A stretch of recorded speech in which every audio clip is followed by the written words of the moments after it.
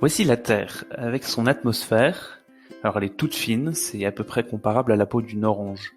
Alors si je l'agrandis un petit peu pour mieux expliquer le phénomène, quand le rayonnement du Soleil nous parvient, une petite partie est réfléchie et repart dans l'univers, une autre partie est captée par l'atmosphère directement, et la dernière partie de ce rayonnement arrive jusqu'à la surface de la Terre et permet la vie, bronzer, faire grandir des plantes, produire de l'électricité ou du vent, mais surtout nous réchauffer.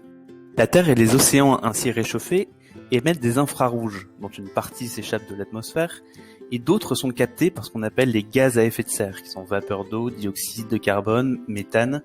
Et ces gaz à effet de serre réémettent une partie de ce rayonnement vers le sol, augmentant la chaleur sur Terre et dans les océans.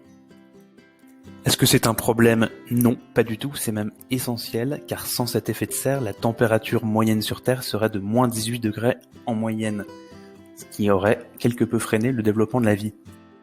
Quels sont ces gaz et quelles sont leurs contributions à l'effet de serre? Le principal est la vapeur d'eau pour plus de la moitié, le deuxième est le dioxyde de carbone pour un quart, le méthane pour 10%, et viennent ensuite d'autres gaz tels que l'ozone ou le protoxyde d'azote. Tous ces gaz contribuent à l'effet de serre, mais n'ont pas tous un effet réchauffant à long terme. En effet, tous les gaz ne sont pas problématiques. Par exemple, la vapeur d'eau n'influe pas sur les tendances de réchauffement à long terme parce que sa durée de vie dans l'atmosphère n'est que de quelques jours. Parmi les gaz contribuant au réchauffement à long terme, le dioxyde de carbone ou CO2 est le principal. Sa concentration est de 400 particules par million, soit 0,04% de l'atmosphère, et sa durée de vie dans l'atmosphère est de 100 ans environ.